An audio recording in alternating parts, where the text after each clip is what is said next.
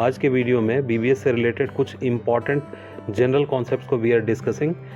पिछले वीडियो में आपसे सवाल पूछा था what is the meaning of 33, 43 and 53 grade of ordinary Portland cement. इसके आंसर को देखते हैं। फ्रेंड्स, जो डिजिट्स लिखे होते हैं 33, 43 और 53 इन केस ऑफ ओपीसी, ये बेसिकली रिप्रेजेंट करता है 28 डेज कंप्रेसिव स्ट्रेंथ। किसमें इसको मेज़र किया जाता है? न्यूटन पर मिलीमीटर स्क्वायर। और इसके लिए जो क्यूब मोल्ड लिया जाता है उसके एक फेस में आप देखेंगे इसका एरिया होता है 50 सेंटीमीटर स्क्वायर।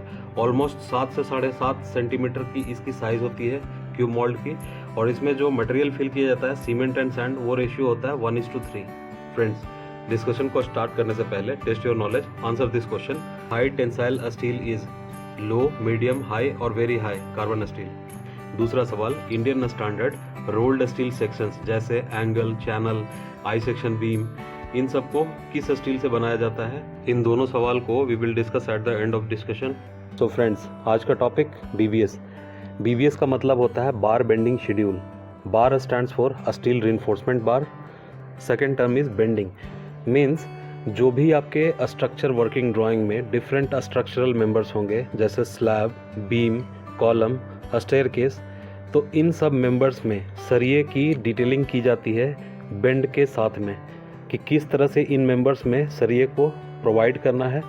आपके सामने फोटोग्राफ्स है जो कि SP 34 1987 से लिया गया है, जिसमें आप देखिए किस तरह से अलग अलग शेप में सरिये को बेंड किया जा रहा है। थर्ड टर्म इज शेड्यूल्स, जिसको डिफाइन किया गया है SP 34 1987 में, जो कहता है the reinforcement details of slabs, beams, columns और many other parts of the structures may be effectively shown on the working drawings in tabular form। कहने का मतलब कि जो आपकी स्ट्रक्चर की वर्किंग ड्राइंग्स होगी उसमें डिफरेंट स्ट्रक्चरल एलिमेंट्स होंगे, उसमें जो सरिया का डिटेल होगी उस डिटेल्स को यू हैव टू टेबुलेट। तो finally BBS is a project technique जिससे कंस्ट्रक्शन साइट पे एग्जैक्ट क्वांटिटी ऑफ स्टील कितना यूज़ हो रहा है इसका पता चलता है। फ्रेंड्स, BBS बनाते समय जो स्टैंडर्ड फॉर्मेट को फॉलो करना है कंस्ट्रक्शन साइट पे, उसके लिए एग्जाम्पल के तौर पे ISO बार शेड्यूल दिया हुआ है। ये कहाँ पे मेंशन है? SP 34 1987 में।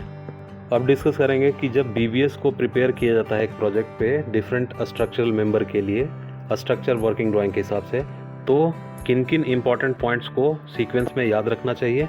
वन बाय वन डिस्कस करेंगे इसको अलॉन्ग विथ स्ट्रक्चरल ड्राइंग, ताकि एक अच्छी समझ डेवलप हो। सी फ्रेंड्स, मैं जो डिस्कस कर रहा हूँ these are the basic concept. First, identification of the structural member. अब ये स्ट्रक्चरल मेंबर क्या हो सकता है? बीम, कॉलम, फुटिंग, या फिर क्या हो सकता है? स्टेयरकेस, देन स्लैब या फिर राफ्ट। तो सबसे पहले आपको आइडेंटिफाई करना है कि किस पर्टिकुलर स्ट्रक्चर मेंबर के लिए आपको BBS प्रिपेयर करना है। फ्रेंड्स, फर्स्ट पॉइंट को रेफर करते हैं इस ड्राइंग में। आपके सामने ये बिल्डिंग का कॉलम लेआउट प्लान है। यहाँ पे मैंने रेड बॉक्स में मार्क किया हुआ है एक पर्टिकुलर कॉलम को, जिसका शेप T शेप है, कॉलम है। ये देखिए, जिसका नोमेनक्लेचर C5 है, जो कि लोकेटेड है 2V05 ग्रिड पे। और हॉरिजॉन्टल ग्रिड की बात करें इसकी, तो वो कितना है? 2H01। अंडरस्टैंडिंग के लिए आगे के पॉइंट्स के लिए C5 की डिटेल्स को ही रेफर करते हैं।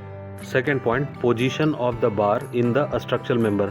मतलब आप जो भी पर्टिकुलर स्ट्रक्चर मेंबर को आइडेंटिफाई कर रहे हैं उसमें बार्स की लोकेशन क्या है, कैसे है, उसको आइडेंटिफाई करना।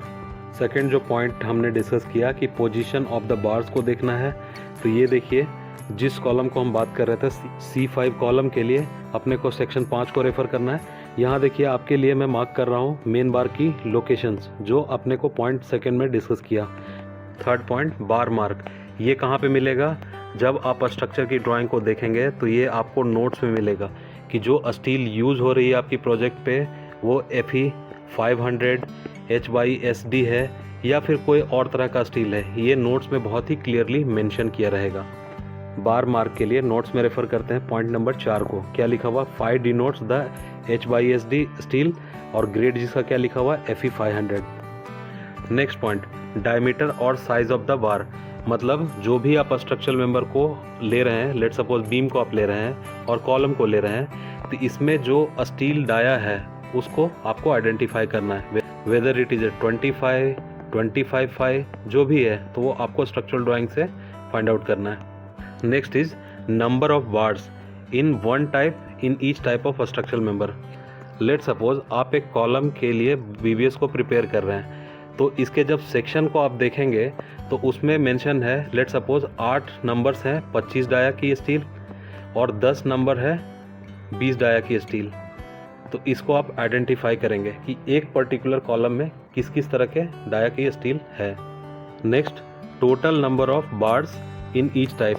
यदि आप कॉलम की बात कर रहे थे तो यहाँ पे ये डिटेलिंग मान लीजिए सेक्शन में मेंशन है, तो टोटल कितनी सरिया हो जाएगी, 18 नंबर्स हो जाएंगे। तो ये आपको फाइंड आउट करना है। डाया ऑफ स्टील के लिए जिस कॉलम को हमने रेफ़र किया था C5, उसके लिए इस सेक्शन 5 को रेफ़र कीजिए।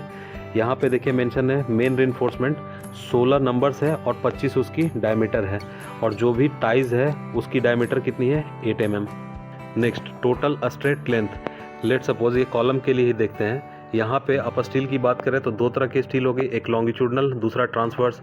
लॉन्गिट्यूडनल की बात करें तो स्टील लेंथ क्या होगी, स्ट्रेट होगी, और ट्रांसवर्स की बात करें तो यहाँ पे क्या होगा, टाइज बनेंगे और टाइज की अलग अलग लेंथ होगी। तो ये बेसिकली क्या होगा, बेंड फॉर्म में होगा। तो ये आपको आइडेंटिफाई करना होगा। Next, shape and bending dimension of the bar.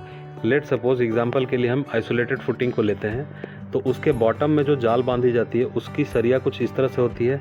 ये लेट सपोज इसकी लेंथ कितनी है, 2900, और ये अप स्टैंड इसकी लेंथ 200, ये 200। तो इस तरह से आपको इसको मेंशन करना है। तो इसी बात को इस पॉइंट में कहा जा रहा है। Last point, detail of bar chairs can also be included. Previous video में भी मैंने डिस्कस किया है कि जो चेयर प्रोवाइड करते हैं इसका पर्पस क्या होता है, to separate the 2 layers of the reinforcement first. और इसकी शेप जो होती है कुछ इस तरह से होती है। इसकी मिनिमम डायमीटर की यदि हम बात करें तो कितनी होती है, 12 mm। चेयर्स के बीच में मैक्सिमम डिस्टेंस कितनी लिमिट की जाती है, that is equal to 1 metre. तो ये बेसिक इन्फॉर्मेशन को आप ध्यान रखिए। इसके लिए एक बार राफ्ट फाउंडेशन की फोटोग्राफ्स को देख लेते हैं।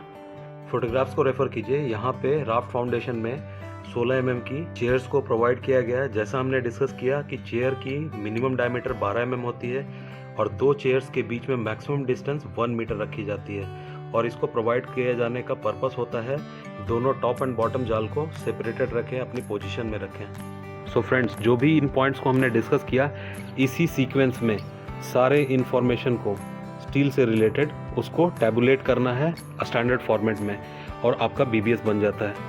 तो this is the first video regarding BBS, जिसमें आपको मैंने बेसिक इन्फॉर्मेशन को शेयर किया है। फ्रेंड्स, आपके लिए आज का सवाल, what should be the pH value of water used in mixing and curing in construction? Please try to answer this question. We will discuss in the next video. Friends, video पसंद आई हो तो please एक like कीजिए, channel पे नए हैं तो प्लीज़ सब्सक्राइब कीजिए। You have any suggestion, please comment, that will help me to improve my content. I hope this video found to be informative to you. Thank you for watching it. जय हिंद।